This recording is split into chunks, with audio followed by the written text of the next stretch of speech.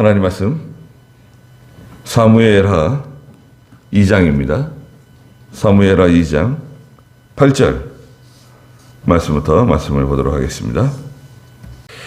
다윗과 이스보셋인데요. 이스보셋은 사울의 아들 중에 한 사람이었어요. 네.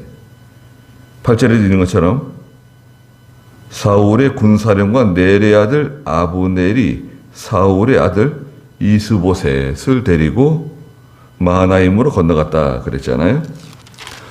사울의 아들들이 있었는데 그 아들들 중에 세 아들이 전사했죠. 블레셋과의 전쟁에서. 사무엘상 마지막 31장 거기 2절에 보면 사울의 아들 요나단, 아비나답, 말기수아가 전사했다는 것을 성경에 기록해 놓았습니다.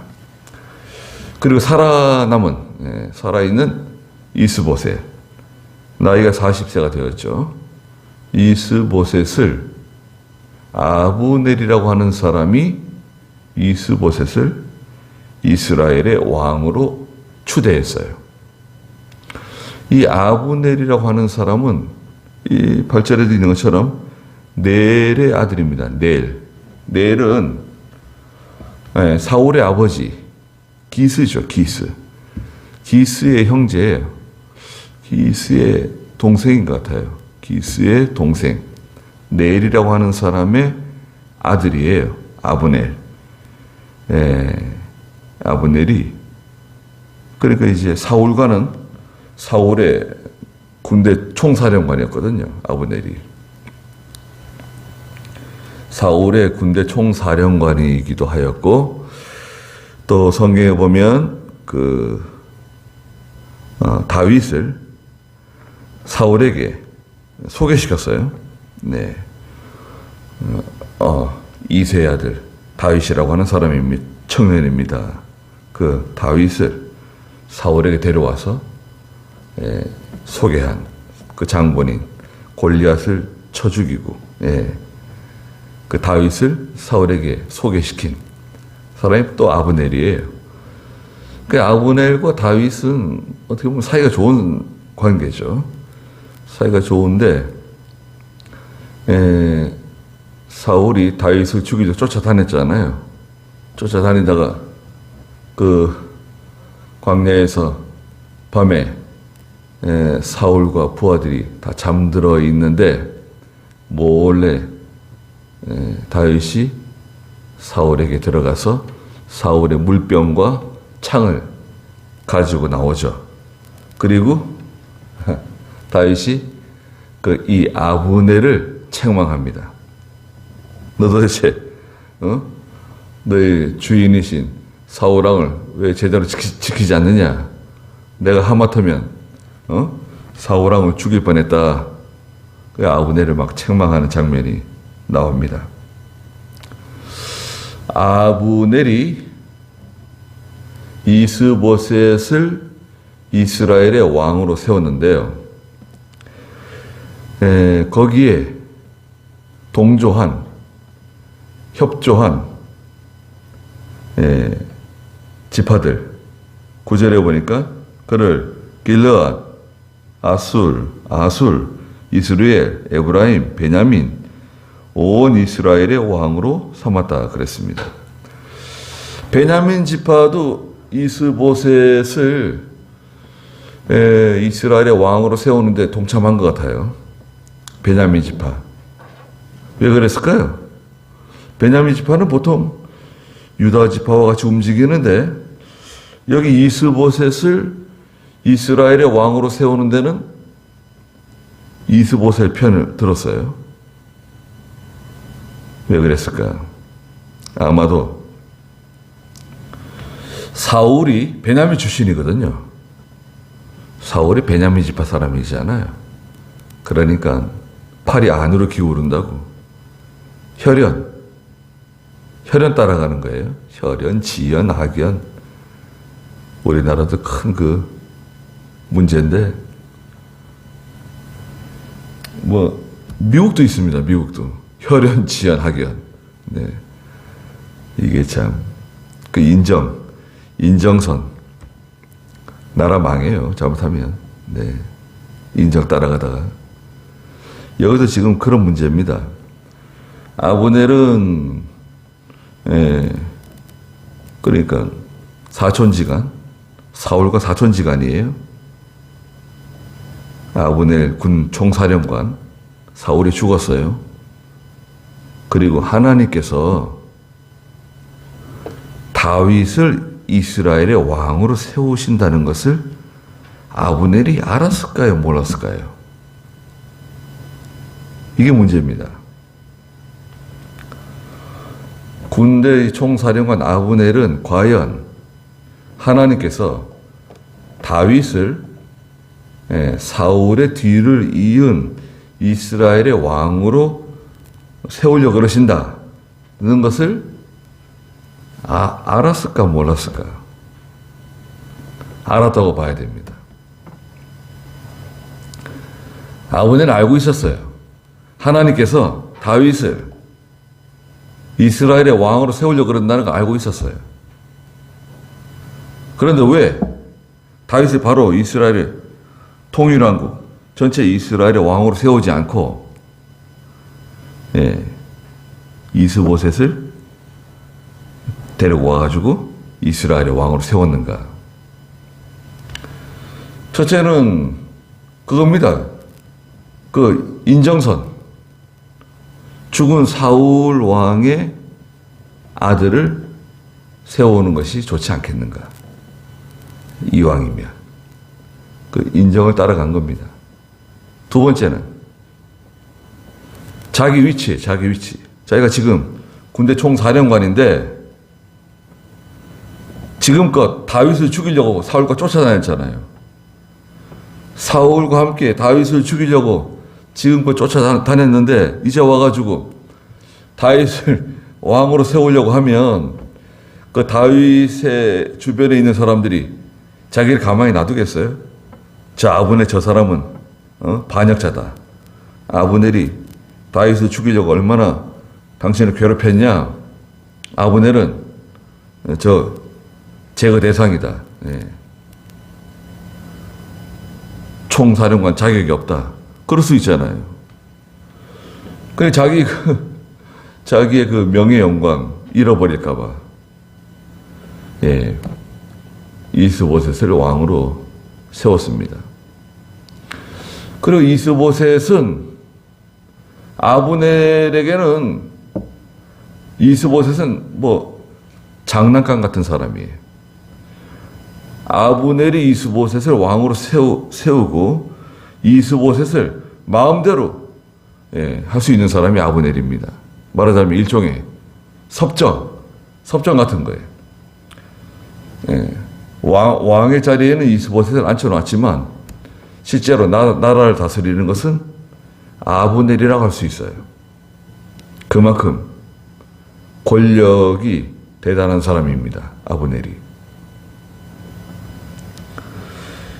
그래서 인정으로 기울어지면 하나님의 명령 순종할 수가 없어요. 하나님의 뜻이 무엇인지 바로 알면서 알고 있어요. 이거 하나님께서 어떻게 하는 것이 하나님의 뜻이다. 알고 있는 겁니다. 알고 있지만 말하자면 하나님의 뜻을 찾지 않고 인간적으로 하는 거예요. 인간적으로. 인본주의죠. 어떻게 보면 인본주의. 다 인간적으로 기울어져 가지고 나가는 겁니다. 조심해야 돼요.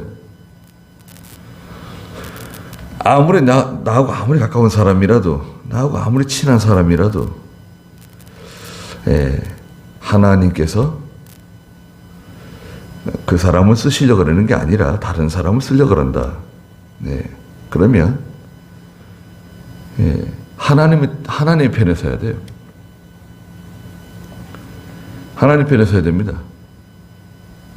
그게 정의예요. 그게 의예요. 결국에는 다윗이 이스라엘 전체 왕이 되죠. 예.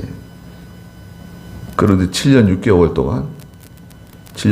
동안 다윗이 유다 지파에서만 이제 왕 노릇을 하게 되죠. 북이스라엘 11지파는 몽땅 다 이스보셋을 따라갔어요. 10절 한번 읽어주시겠어요? 사울의 아들 이스보셋이 40세에 이스라엘의 왕이 되어 2년 동안 다스렸으며 오직 유다 족속만 다윗을 따랐는데 다윗이 헤브론에서 유다 족속의 왕으로 있었던 횟수는 7년 6개월이었다. 네. 사울의 아들 이스보셋이 40세, 적지 않은 나이죠. 40세니까요. 40세에 이스라엘의 왕이 되었습니다. 아브넬이 이스보셋을 이제 왕으로 이제 앉힌 거예요. 그런데 2년 동안 다스렸다 그랬습니다. 2년. 아니 왜 2년이냐? 그 이유는 4장 6절 7절에 나와 있습니다. 4장 6절과 7절 읽어주시겠어요? 네. 4장 5절부터 읽어주세요. 부에로세 사람 림몬의 아들 레갑과 바나가 그날 햇볕이 뜨거울 즈음에 이스보셋의 집에 이르니 그가 누워 낮잠을 자고 있었다. 레갑과 그의 형제 바나가 밀을 가지러 온 척하고 집안까지 들어가 이스보셋의 배를 찌르고 도망했다. 그들이 집에 들어가니 이스보셋이 자기 침실의 침상에 누워 있었으므로 그를 쳐 죽이고 그의 머리를 잘라 그 머리를 들고 아라바 길로 밤새도록 갔다. 네. 이스보셋이요. 낮잠 자다가 자기 신하들에게 암살 당하는 처참한 사건이 벌어졌습니다. 그러니까 신하들에게 존경을 받지 못했어요. 신하들 다 알고 있어요. 뭘 알고 있냐? 하나님께서 이스라엘의 왕으로 세운 사람은 다윗이다. 지금 이스보셋이 왕으로 있는 것은 이건 비정상이다. 이건 정상이 아니다. 잘못된 거다. 다 알고 있어요. 말을 안 하지만. 말을 안 합니다. 다 알고 있어요. 그런데 마침 그 이스보셋의 그 집에 밀을 가지러 간 척하고 가보니까 이스보셋이 낮잠을 자고 있네요. 죽여버렸습니다. 머리를 잘라버렸어요. 자, 얼마나 비참한 일이 벌어졌습니까? 이게요, 말하자면 이제 자중질환이에요. 자중질환. 자기들 내부에서 분열이 일어난 거죠. 내부에서 일어난 분열, 내부에서 일어난 갈등이에요. 자중질환이 벌어진 겁니다. 하나님의 뜻대로 하지 않으면 반드시 망합니다. 예? 하나님의 뜻대로 하지 않으면 반드시 망해요. 처음에는 그런 대로 돌아가요. 이스보셋을 왕으로 세우고 아브넬이 도와주고 또 각 지파마다 그 장로들 협력하고 이렇게 해서 잘 돌아가는 것 같아요. 그런데 다 알고 있어요. 이건 아니다. 다윗이 왕이 돼야 되는데. 예. 다 알고 있습니다.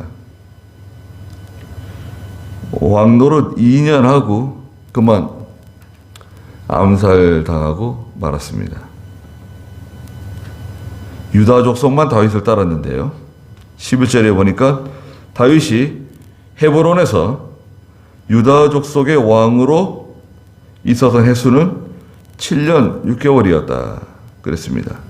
7년 6개월 동안 유다 족속의 왕이 되었고 이제 통일하고 이스라엘 전체가 이제 다윗을 왕으로 세워요.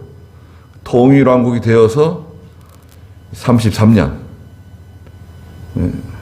33년 해서 40년 동안 이스라엘을 다스리게 됩니다. 다윗이. 12절 읽어보시겠어요? 넬의 아들 아브넬과 사울의 아들 이스보셋의 신하들이 마하나임에서 기브온으로 갔고 수리아의 아들 요압과 다윗의 신하들도 나아가 기브온 연못가에서 그들과 서로 마주쳤으니 한 편은 연못의 이쪽에 다른 편은 연못의 저쪽에 머물렀다. 네. 아주 이상한 사건이 벌어졌어요. 넬의 아들 아브넬, 북이스라엘의 군대 총사령관 아브넬이 자기 군대를 이끌고 기브온으로 갔어요. 근데 마침 남쪽 유다 다윗의 군대 장관 수르야의 아들 요압 장군이 있어요. 이 요압이라고 하는 사람은 아주 충성스러운 사람이에요.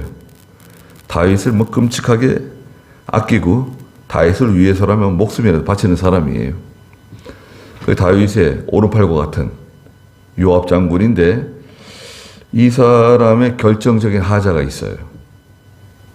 아브넬도 마찬가지지만 이 요압은 성격이 거칠어요. 자기 성격이 너무 거칠고 자기 성격을 감당을 못해요. 예. 그냥 불같은 사람이에요. 혈기가 막 일어나면 감당을 못해요. 이게 하나님의 뜻인지 아닌지, 이게 왕의 뜻인지 아닌지 분간을 하지 않고 자기 혈기대로 일을 다 망쳐요. 하고 싶은 걸 다 하고, 하고 싶은 거 다 행동을 다 옮기고, 그런 사람이에요. 충성스러운데, 다윗을 위해서 목숨까지 내놓는 사람이에요. 그런데, 인격이 이게 문제예요, 인격. 이거 인격에 문제가 있으면요, 그 사람 쓰기 힘들어요. 아니, 사람이 온유하고 겸손하고 차분해야 되는데 차분하지 않고 이게 자기 성격이 안 맞으면 일을 저지르는 거예요. 그냥 계속 일을 저질러요. 요압이 뒤에 나오지만 다윗의 넷째 아들 압살롬이 셋째 아들인가요? 반역했을 때 다윗을 죽이려고 압살롬이 반역했잖아요. 그때 요압이 이 압살롬을 죽이죠. 잔인하게. 다윗이 그렇게 신신당부했어요. 요압을 압살롬 불쌍히 여겨달라고, 죽이지는 말아달라고. 압살롬이 잘못했지만 죽이지는 말아달라고 그렇게 당부하고 부탁했는데 요압이 이런 나쁜 놈 그러고 자기 주변에 있는 신하들이 말이죠. 아니 왕께서 압살롬 죽이지 말아달라고 그렇게 부탁했는데 죽이시면 안 됩니다. 그러는데도 무슨 상관이야? 가만히 있어. 그래 요압이 그냥 압살롬을 쳐 죽입니다. 참, 왜 그래요? 또, 이 지금 북이스라엘 지금 아브넬이 있잖아요. 아브넬 총사령관이 다윗을 은밀하게 만나요. 비밀리에 다윗을 만나러 와요. 그래가지고 아브넬이 내가 이스라엘 전체, 이스라엘을 다 데리고 당신에게 오겠습니다. 예? 이제 이스보셋이 죽고 이스라엘을 다 데리고 당신에게 오겠습니다. 다윗이 좋다. 지난 일들은 내가 다 용서해 주겠다. 책임은 묻지 않겠다. 예. 아브넬이 바로 하는 거 아니에요. 하나님께서 이스라엘의 왕을 다윗으로 세우려고 하신다는 거 아브넬이 다 알고 있었거든요. 이스보셋이 죽었으니까 이제는 별 수 없다. 그래서 아브넬이 이스라엘 전체를 이제 데리고 다윗에게 돌아오려 그러는데 이 요압이 아브넬이 다윗을 만나고 갔습니다. 그래? 나 왜 몰랐지? 지금 아브넬 어디 있냐? 지금 어디쯤 가고 있습니다. 당장 쫓아가서 내가 아브넬 좀 만나자고 그러다고 좀 전해줘라. 알겠습니다. 신하들이 쫓아가가지고 집으로 돌아가고 있는 아브넬을 말렸어요. 잠깐 좀 기다리시라고. 우리 요압 장군께서 뭐 좀 긴히 할 말이 있다고 그러십니다. 그래? 그럼 내가 요압하고 또 친구예요. 친구지간인데 요압이 오겠다니까 다윗의 총사령관, 북이스라엘 이스보셋의 총사령관이었던 아브넬 친구끼리니까 만났어요. 만났는데 요압이 아브넬을 칼로 찔러 죽입니다. 그래가지고 아브넬이 이스라엘을 다 데리고 다윗에게 돌아오기로 했는데 이게 다 그냥 망가져 버린 거예요. 도대체 요압은 도대체 왜 그랬냐? 그게 바로 여기 12절부터 나와 있는 이 사건입니다. 기브온에 그 연못이 하나 있는데요. 작은 호수가 하나 있어요. 저쪽 편에는 아브넬하고 북이스라엘의 병사들 12명. 예? 그리고 이쪽 편에는 남유다 다윗의 병사들 요압 장군과 병사들 12명. 전체가 24명 병사들이 있는데 서로 얘기합니다. 아브넬하고 요압이 네가 강한지 우리가 강한지 한번 붙어볼까? 그래. 그래? 한번 붙어보자. 뭐 우리로 말하자면 뭐 씨름 한판 해보자. 닭싸움이라도 한번 해보자. 뭐 이런 식이에요. 그런데 장난으로 시작했는데 어떻게 하면 좋을까? 뭐 어떻게 뭘 어떻게 해? 칼을 빼가지고 서로 찌르자 이렇게 된 거예요. 그래가지고요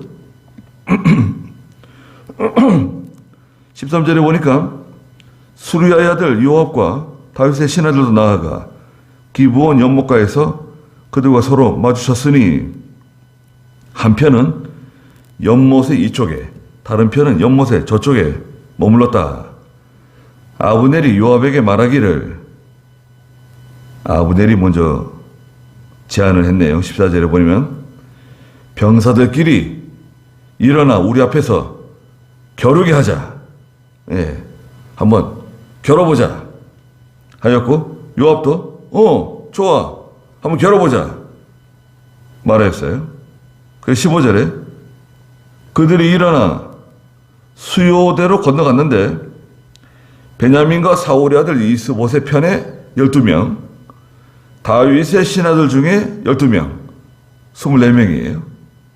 16절에 그들이 각자 상대방의 머리를 잡고 서로 머리를 붙잡고 칼을 가지고 상대방의 옆구리를 찌르는 거예요. 아니 이게 무슨 이런 장난을 치는 거예요. 서로 머리를 붙잡고요. 네가 세냐 내가 세냐 한번 해보자.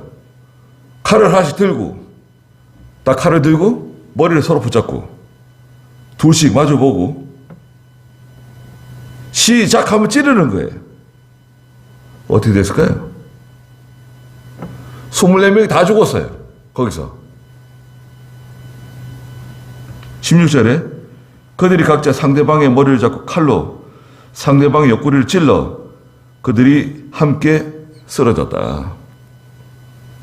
그래서 기브온에 있는 그곳을 헬갓 핫수림이라 불렀어요. 다 죽었어요. 거기서요. 장난치다가 다 죽었습니다. 농담하다가 큰 싸움 나고 장난치다가 큰 싸움 납니다. 아니 장난이라도 그렇지 뭘 이런 장난을 쳐요. 서로 미워하는 감정, 그 서로 미워하는 감정을 가지고 장난을 친 거예요. 괜히 그 신하들, 자기 병사들만 24명 죽은 거예요. 서로. 그러니까 이게 우리가 조심해야 됩니다. 농담으로 한 말이 큰 싸움이 될 수도 있고요. 그 내가 농담을 한 말이야. 이미 그 말이 다 퍼져가지고 그게 진짜인 줄 알고 사람들이 다 난리가 났는데, 그 내가 농담으로 한 거야 그거. 그렇게 심각하게 받아들이고 그래. 아니 지금 그 말 때문에 다 사단이 나고 지금 다 손해가 되고 다 난리가 났는데 농담으로 했다 그러면 끝나는 건가요? 장난으로 했다 그러면 끝나는 건가요? 어떻게 됩니까? 사과를 해야죠. 사과하면 돼요. 빨리 사과하면 돼요. 내가 정말 잘못했다. 내가 좀 미안하다. 내가 진심으로 사과한다. 그리고 사람들 앞에서 사과해야 돼요. 사실은 이거 내가 농담하는 바람에 문제가 이렇게 커진 거다. 내가 장난하다가 일이 커진 거다. 다 내 책임이다. 다 내가 책임질 테니까 없던 걸로 하자. 내가 정말 미안하다. 자기가 책임을 지고 사과하면 어떻게 될까요? 제가 사과했어요. 그럼 제가 죽을까요? 저놈 잡아 죽여라. 사람들이 그럴까요? 그러지 않습니다. 야, 저 사람 봐라.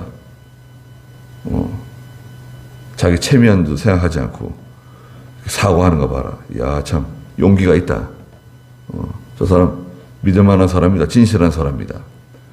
자기 잘못한 걸 인정하고 사람들 앞에서 겸손하게 사과하고 책임을 지려고 하는 자세를 가지고 있다.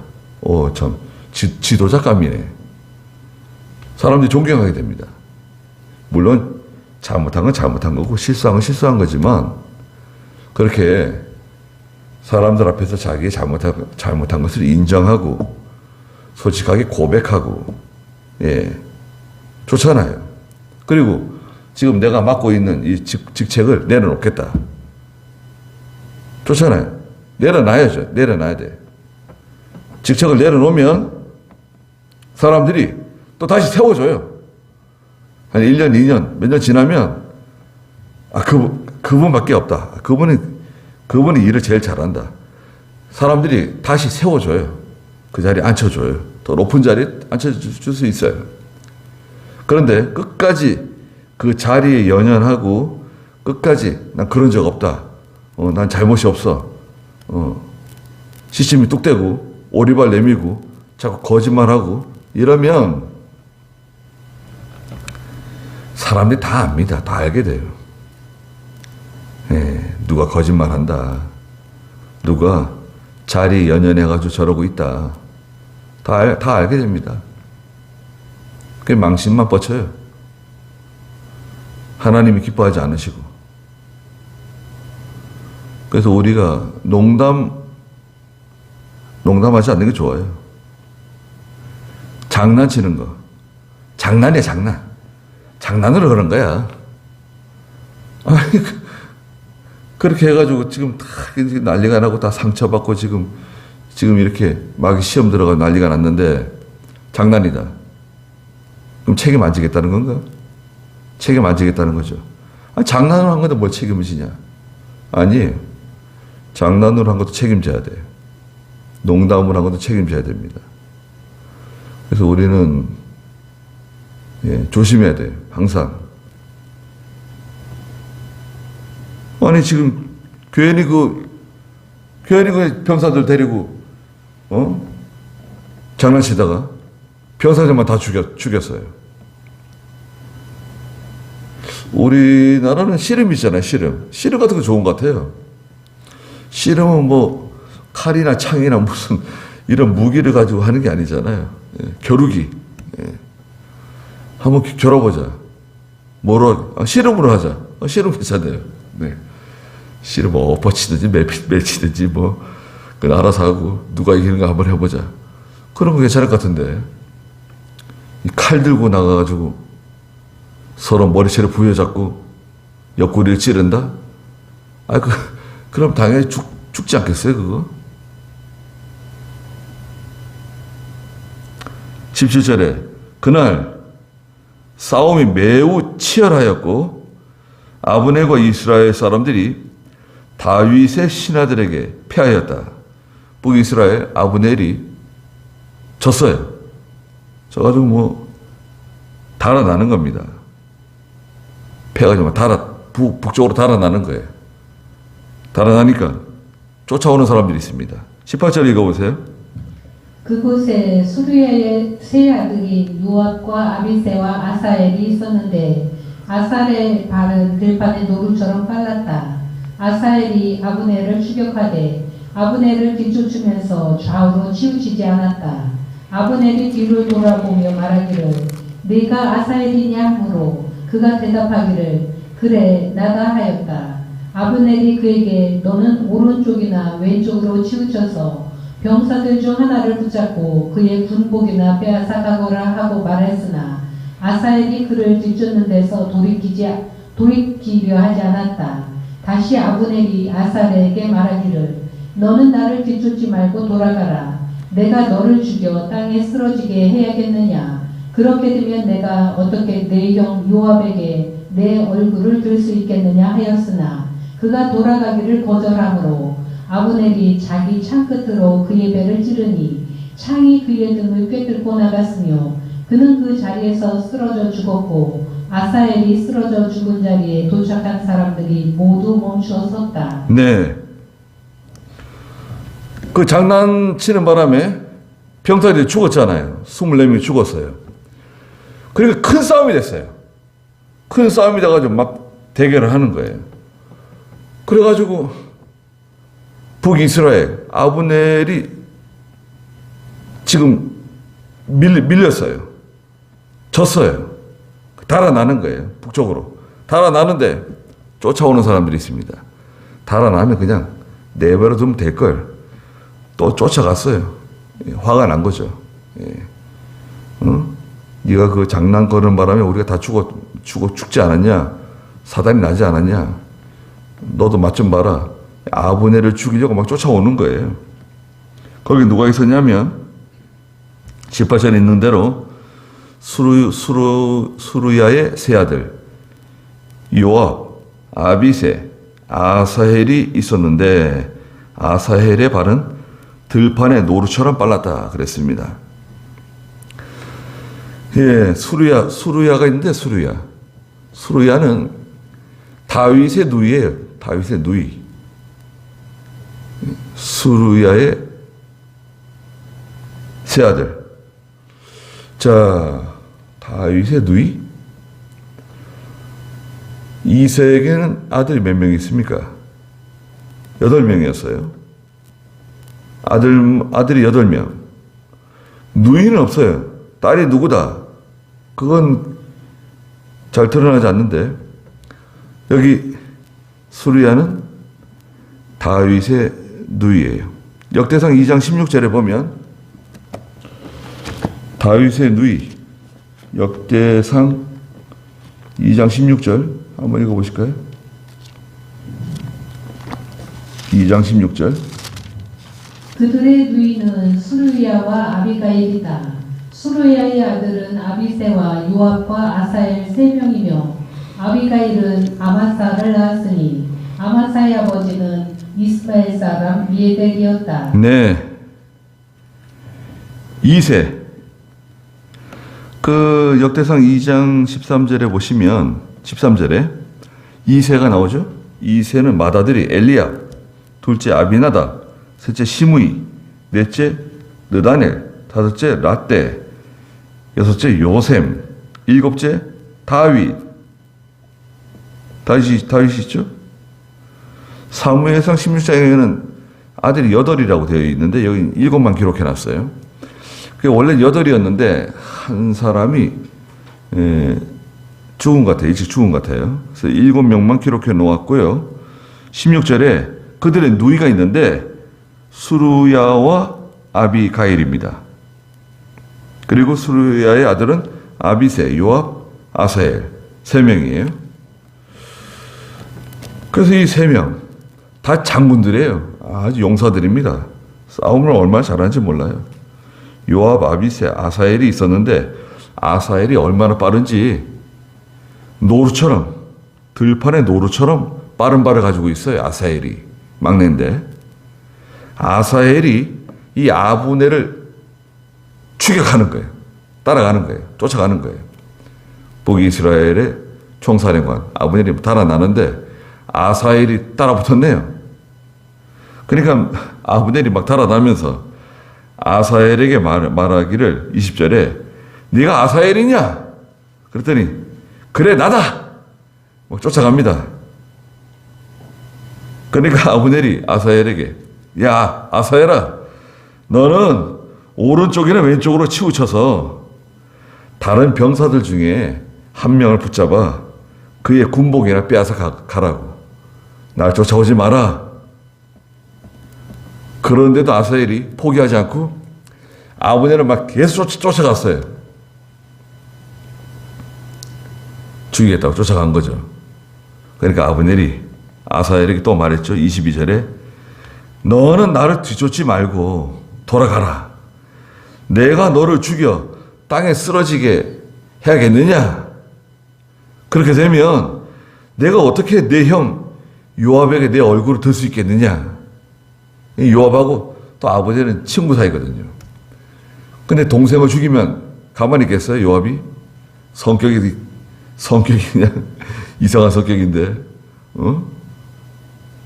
나 따라오지 말라고.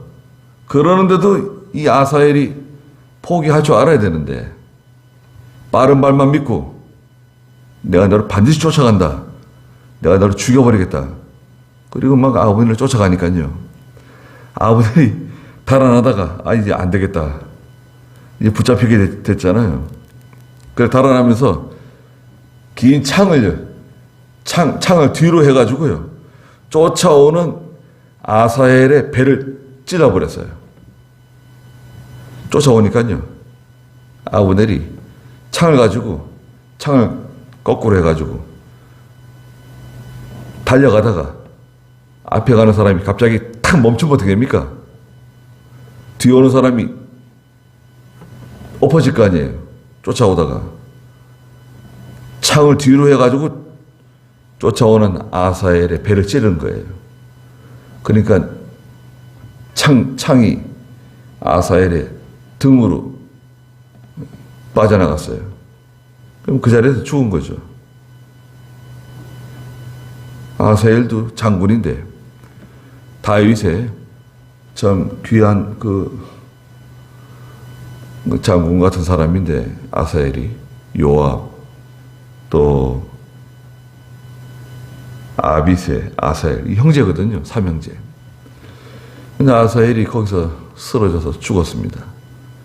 쫓아오던 병사들이 거기서 발을 멈췄다 그랬습니다. 적당히 해야 돼, 적당히. 장난으로 시작한 게요.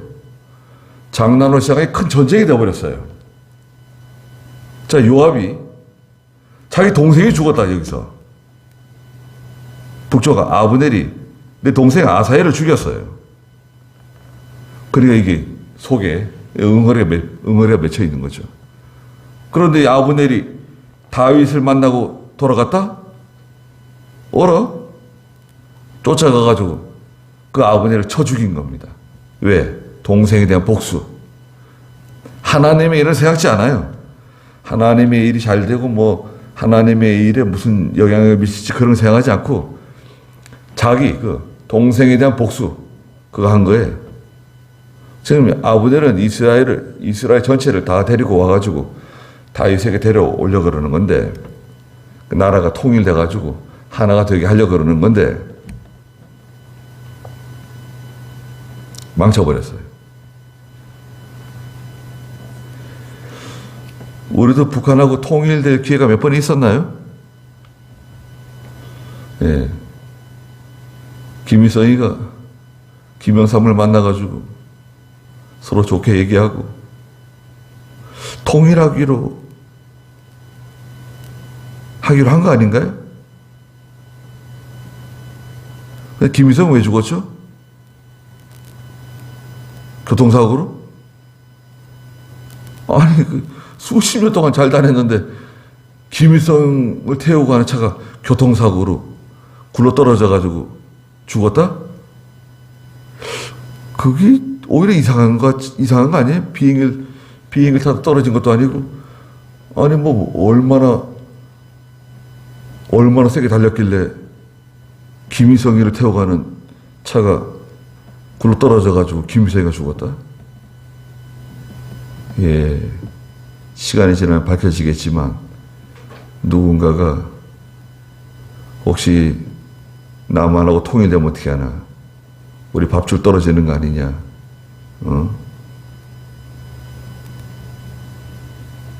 그런 게 있었을지도 모르죠. 다윗이 이스라엘의 왕이 되는 건 틀림없는 사실이고, 다윗이 이스라엘 왕이 돼야 되는데, 그러니까 이게 참 어려운 일들이 많이 있었습니다. 그래서요, 다 보시자고요. 24절 읽어보시겠어요? 요압과 아비새가 아브넬의 뒤를 추격하다 보니 해가 졌는데, 그때 그들은 기브온 광야로 가는 기아 맞은편 아마 언덕에 도달해 있었다. 아브넬을 따르는 베냐민 자손은 함께 모여 무리를 이루어 언덕 꼭대기에 섰다. 아브넬이 요압에게 외쳐 말하기를, 칼이 계속해서 사람을 삼키도록 해야 하겠느냐? 결국은 비참한 일이 생길 줄 알지 못하느냐? 내가 언제 백성에게 자기 형제들을 쫓는 일에서 돌아서라고 명령하겠느냐 하니. 네, 그 요압의 성격, 요압의 그 거친 성격, 혈기, 적당히 하면 될 걸 그냥 끝까지 그냥 쫓아오는 거. 적당히 하라요. 적당히 하면 될 걸 왜 그냥 일을 크게 만들어가지고 이렇게 일을 크게 벌리느냐, 그 얘기 하는 거예요. 그러니까 요압이 뭐라 그래요? 27절. 요압이 말하기를, 하나님의 살아계심을 두고 맹세하니 내가 말하지 않더라면 아침이 되어서야 백성이 자기 형제 쫓기를 그쳤을 것이다 하였다. 요압이 나팔을 불자 모든 백성이 서서 더 이상 이스라엘을 추격하지 아니하고 더 이상 싸우지도 않았다. 아브넬과 그의 부하들이 밤새도록 아라바로 가서 요단을 건너 비드론 온 땅을 지나 마하나임에 이르렀다.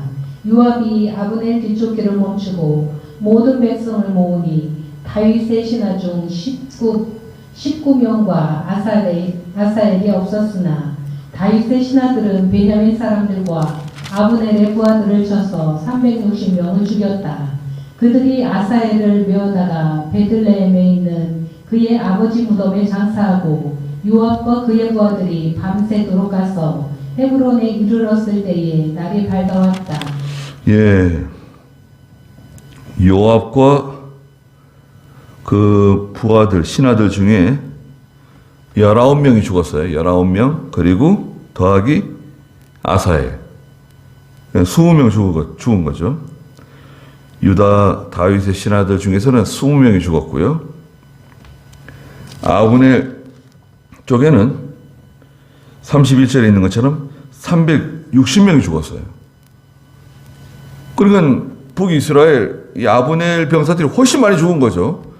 여기 20명 죽었는데 저기 360명 죽었어요. 요압이 이긴 거예요. 전쟁은 잘해요. 요압이 전쟁 잘합니다. 전쟁에 이겼으나 자기 동생이 죽었네요. 20명 중에 자기 동생이 있어요. 그래서 우리가 이 하나님의 일을 할 때 뜻하지 않게 그런 의도가 아니었는데 시험이 날 수 있어요. 마귀가 장난을 해요. 내가 그렇게 어떤 뜻을 가지고 말한 것도 아니고 어떤 의도를 가지고 한 것도 아닌데 그게 그만 오해를 불러일으켜 가지고 사람들의 마음을 아프게 하고 상하게 하고 시험 들게 하고 마귀가 또 그걸 크게 만들어 일을요. 연기를 피워요. 조그만한 건데 크게 만들어 가지고 그게 사실인 것처럼 그게 진짜인 것처럼 크게 만들어 가지고 그래가지고 하나님의 일을 망칠 수가 있어요. 그래서 참 그런 일이 많이 있습니다. 안타까운 건데 시험에 들지 않게 우리 조심해야 되고, 또 누가 무슨 말을 하면 직접 알아보면 돼요. 지금 얼마나 좋습니까? 전화해보면 돼요. 내가 무슨 말을 들었는데 그 사실이냐고. 예? 내가 무슨 말을 들었는데 그 사실이냐? 물어보면 돼요. 그런 일 없는데? 누가 그런 말을 하냐? 그건 알 거 없고, 사실이 아니라 그러면 됐다. 그 사실이냐, 사실 아니냐? 그런 일이 있었다는데, 그런 말 했다는데, 사실이냐, 아니냐? 물어보면 돼요. 물어보지 않고, 한쪽 말만 믿고, 이름을 크게 벌리고, 하나님이 손해주고, 나중에는 하나님이 다 징계하세요. 반드시 징계합니다. 왜냐? 거짓말이기 때문에. 거짓말을 퍼뜨린 사람, 그 거짓말에 미혹당한 사람, 또 그 거짓말 때문에 하나님의 손해준 사람들, 이게 다 걸려있는 거예요, 이게. 무서운 겁니다. 예. 말씀드린 것처럼 회개하고 바로 서면 다 용서가 돼요. 근데 보통은 이게 회개가 잘 안 돼요. 자존심이 있고, 너도 잘못하지 않았냐 이렇게 되면 우리가 서로 이렇게 사고할 때요. 서로 사고할 때 전에 있었던 얘기를 하면 안 돼요. 전에 너 그랬었잖아. 그것도 사과해야지. 이렇게 나가면 안 돼. 사과할 때는 지나간 거 덮어두고 사과하는 거예요. 서로 사과하고 화해하면 돼요. 이제부터 잘 지내자 그러고, 전에 있었던 거 또 얘기하면 저쪽 편에서도 너도 전에 나한테 그랬잖아. 이제 이렇게 되면 화해가 안 돼요. 전에 있었던 얘기는 하지 말자. 자, 이 시간부터 전에 있었던 얘기는 하지 말자. 그리고 서로 화해하고 서로 사과하고, 그리고 새로 시작하면 돼요. 전에 있었던 얘기 꺼내면 화해가 안 돼요. 서로 할 말이 다 있어요. 그러니까 화해할 때는 전에 있었던 얘기는 하지 말 것. 이게 중요합니다. 그리고 화해하고 용서하고 새로 시작하면 되는 거예요. 물론 그게 쉽지는 않지만 하나님 은혜 주시면 그렇게 될 수 있습니다. 그러니까 자주